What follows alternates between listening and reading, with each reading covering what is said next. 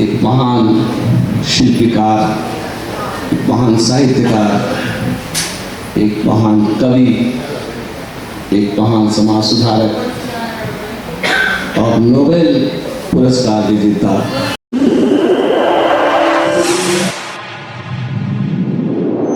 इस news channel पर जो भी वक्ता ने कहा वो उसकी अपनी राय है, जिसकी पुष्टि नेशन न्यूज इंडिया नहीं करता। धन्यवाद। गुरुदेव रवींद्रनाथ टैगोर जी का भी जन्म दिवस है, तो सबसे पहले तो हृदय की गहराइयों से आप मेरा आभार व्यक्त करें, धन्यवाद व्यक्त करें।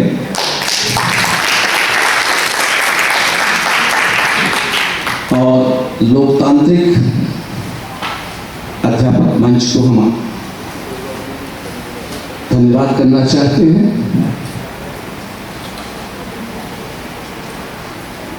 जो संस्कारों को जोड़े रखने की बात करते हैं, असल में मैं ऐसा समझता हूं कि प्यास कहती है कि चलो रेत निचोड़ी जाए, वरना हिस्से में समुद्र नहीं आने वाला।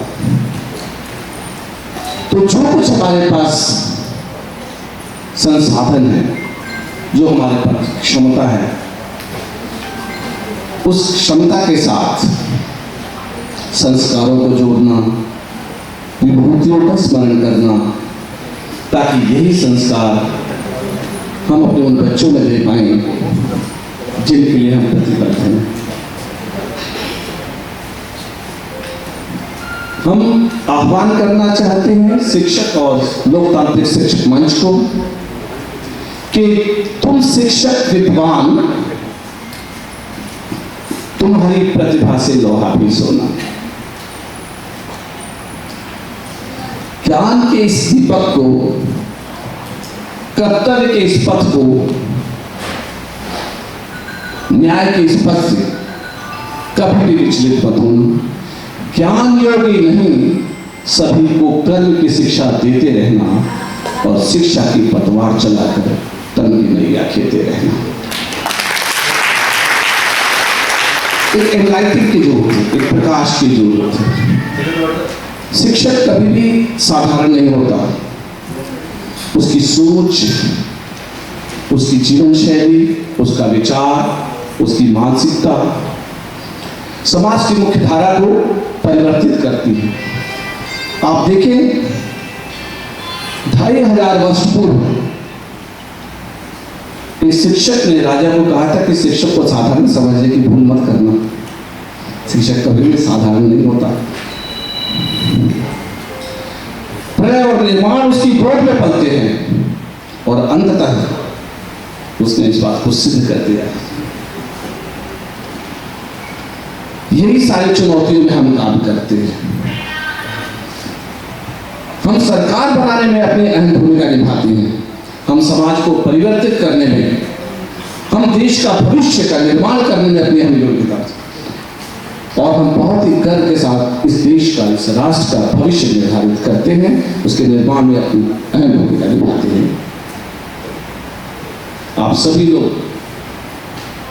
गुरु लोग हैं, गुरुजन हैं।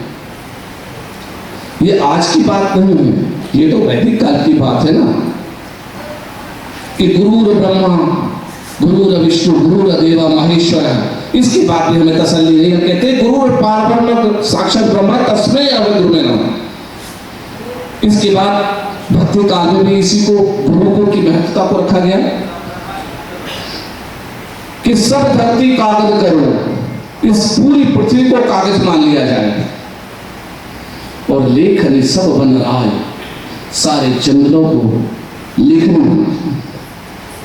सब धरती कागज करो, लेखन सब बन आए, 7 समुंदर मस्त करो, स्याही बना दिया जाए, 7 समुद्र के जल को गुनगुन लिखा न जाए। तो इस महान परंपरा का द्योतक है हम, इस महान परंपरा का निर्माण करते हैं और उत्तरदायित्व के इस भाग को हम सफलतापूर्वक वहन कर रहे हैं।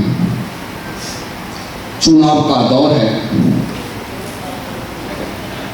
चीफ सेक्रेटरी ने कहा, सॉरी सेक्रेटरी सर ने हमारे कहा इलेक्शन कमीशन को कि टीचर्स की ड्यूटी ना लगाई जाए क्योंकि इससे अध्ययन कार्य प्रभावित होता है।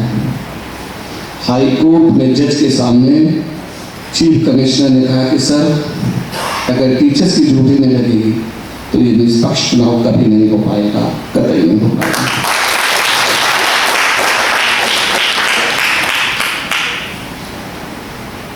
ये आपकी कर्तव्य निष्ठा और आपके व्यक्तित्व को सलाम है। जिस इमेज को सरकारें और समाज बनाता है, कोर्ट में अगर आप बताते हैं कि मैं अध्यापक हूं तो वो जज साहब जो डायरेक्टर को भी बाहर हमारे बिठाते हैं वो टीचर की इसमें झुक जाते हैं। मैं कोर्ट में था, वकील साहब ने हमसे ऊंचा बोला और जज साहब ने कहा कि सर वकील साहब ये एजुकेशनिस्ट हैं, एजुकेशनिस्ट की कदर करना सीखिए। तो इतना सम्मान है आपका। और एक बात लोकतांत्रिक अध्ययन मंच को भी रिक्वेस्ट करना चाहते हैं कि जो आपने दीप जलाया है ना, हमारे शिक्षक साथियों को आप आह्वान करें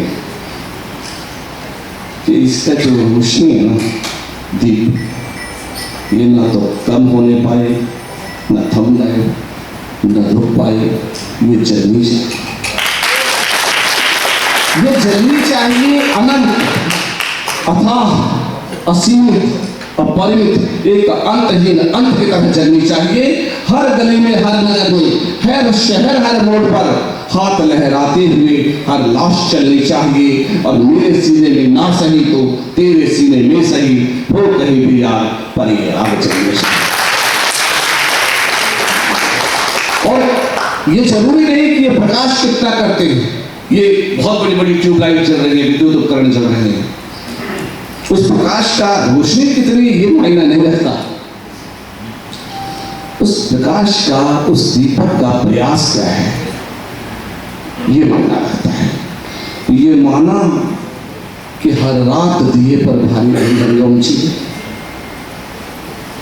ये माना कि हर रात दिए पर भारी नहीं, पर उस दीपक का भी तो देखो ना, रोशनी के लिए अंतिम सांस तक भी उसकी जंग जारी रही। और ये जरूरी नहीं कि हम कितना प्रयास कर पाए।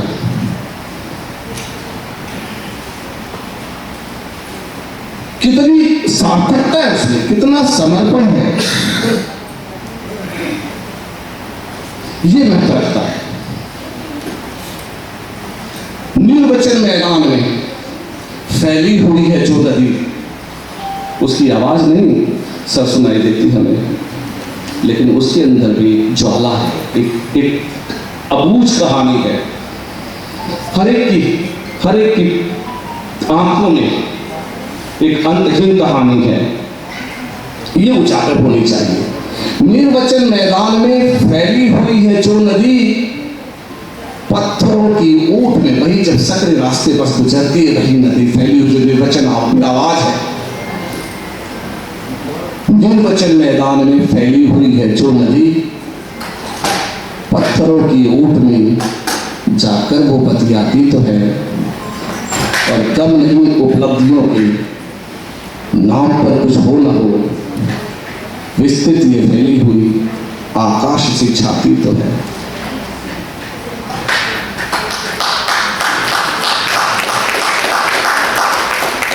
ये जरूरी नहीं कि कितना प्रकाश हो, प्रकाश के लिए प्रयत्न तो है ना।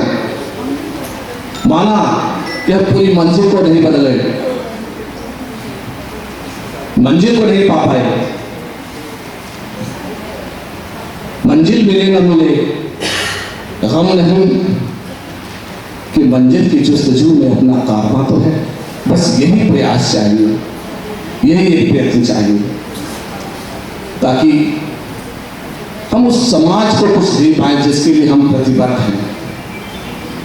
हम शिक्षा के प्रति प्रतिबद्ध हैं, और और ये हमारा दायित्व बनता है कि हम उसको एक संरक्षण दे के एक वोट दें, ताकि जो शिक्षा की जोत है वो मध्य में बन पाए। और जैसा कि बाबा साहब ने कहा था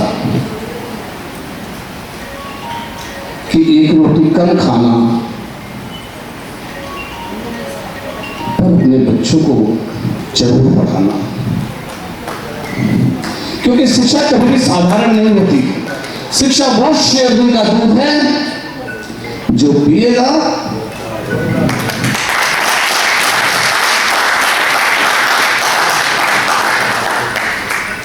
ये हमें तय करना है कि हम एक रोटी कम खा करके भी अपने बच्चे को जरूर पढ़ाएं।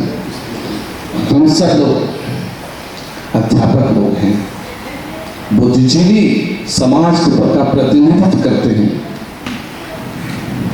मैं आप लोगों से एक बात कहना चाहता हूं कि फजीहत की जिल्लत जिन्होंने उठाई जमाने में मिली है उन्हें ही बढ़ाई। फजीहत की जिल्लत जिन्होंने उठाई जमाने में मिली है उन्हें ही बढ़ाई, बगैर इसके किसी ने न पाई, न शोहरत, न इज्जत, न परमार्थ पाई। और यहां जहां जमाने में जितने भी फूल खिले हैं वो सारे ही शिक्षक के खून से बने हैं।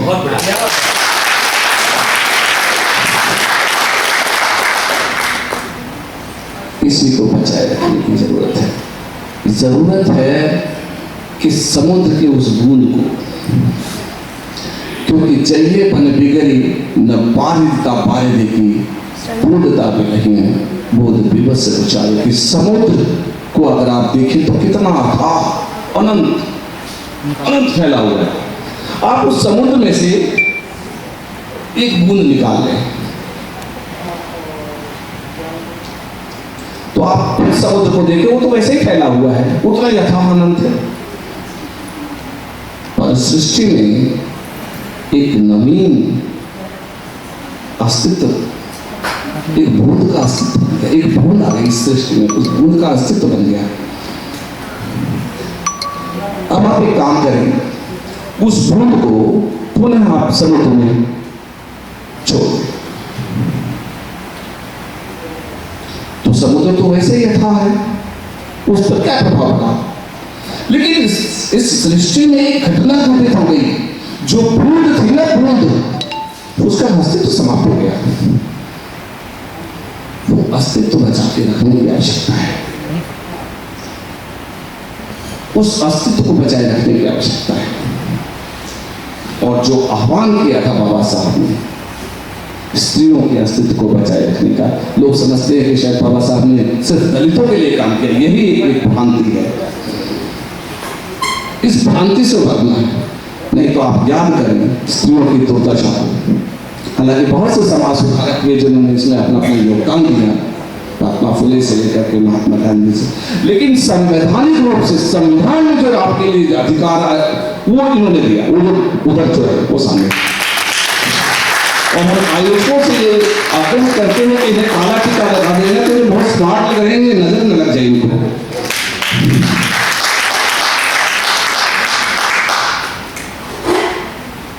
कुछ समय से तू रचाले धूली धूसित वस्त्र नारी, देह पर फपते नहीं है देह के ही रक्त से तू देह के कपड़े बना ले। ये वही समाज था ना जहां नारियों से भोग की वस्तु समझा जाता था, उपभोग। ये वही समाज था ना जहां शिक्षा पर किसने आपको शिक्षा का अधिकार दिलाया, किसने आपको बराबरी का अधिकार दिलाया, किसने आपको मैटरनिटी का अधिकार दिलाया, किसने आपको शिष्य का अधिकार, किसने आपको बराबर का बिल्कुल एकदम 50% का अधिकार दिया। तो जो दलितों के लिए, शोषितों के लिए, स्त्रियों के लिए, और इसके साथ बहुत सारी उपलब्धियां हैं, रिजर्व बैंक से लेकर के, श्रम आयोग से लेकर के, न जाने कितने आप उन्हें पढ़े।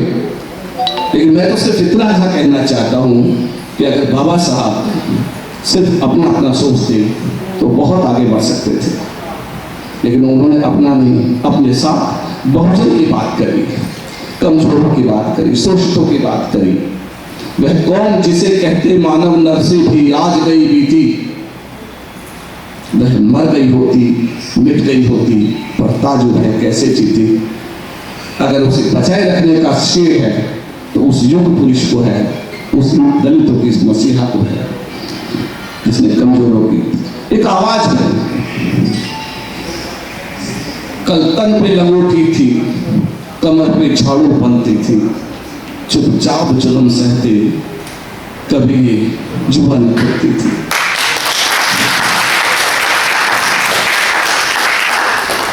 कल तन पे लंगोटी थी, आज ये सूट सफारी है।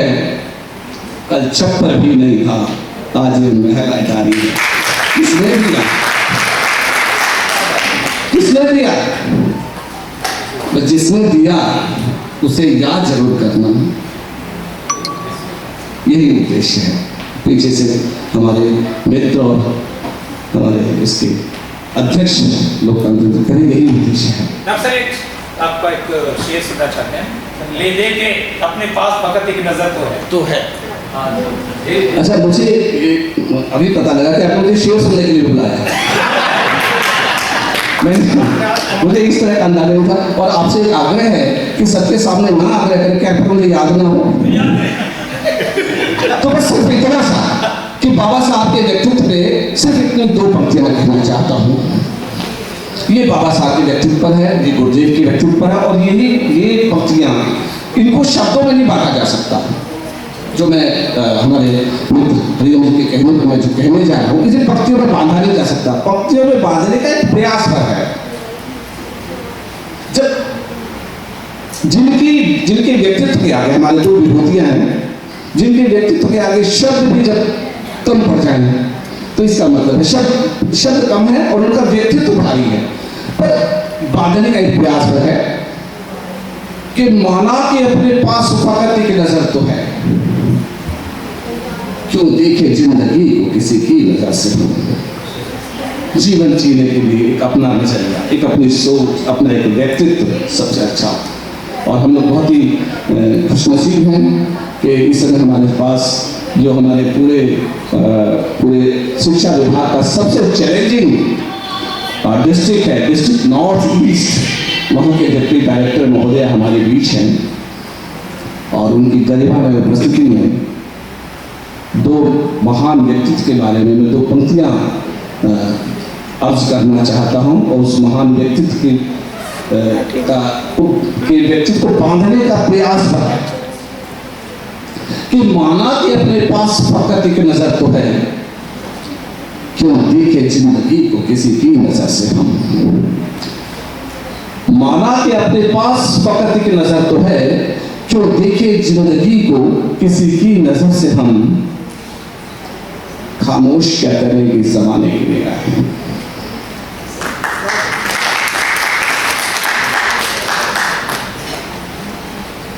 यदि गोल मेज कॉन्फ्रेंस में जाना है तो जाना ही है। यहाँ बच्चा मारा पड़ा है, पत्नी रो रही है, भाई कह रहा है वहाँ मत जाओ। और एक व्यक्तित्व के धनी युग पुरुष ने कहा, मैंने अपना बच्चा खो दिया, अगर मैं वहाँ नहीं गया तो न जाने कितने बच्चे खो जाएंगे।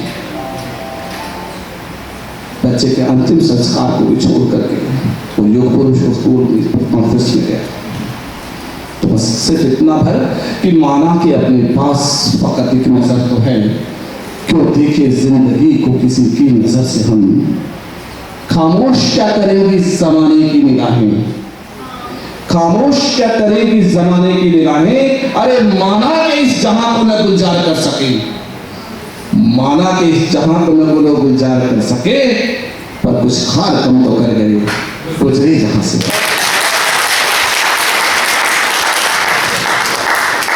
ये कारवां यूं ही चलता रहे, यूं ही बढ़ता रहे। ये लीक से हट करके है, आप देखिए ये जो आपके सामने ये हमारे लोकतांत्रिक डॉक्यूमेंट्स, ये लीक से हट करके, और हम जब छोटे थे ना तो हम सुना करते थे, हमारे माता पिता और अपने बुजुर्गों से सुनते थे सर कि लीक गाड़ी चले, लीक नहीं चले कपूत, लीक छोड़ तीनों चले, शायर सिंह सपूत। तो ये जो लोकतांत्रिक लीक से हट करके है, और जो भी चीज लीक से हट करके होती है वो सुंदर लगने लगती है।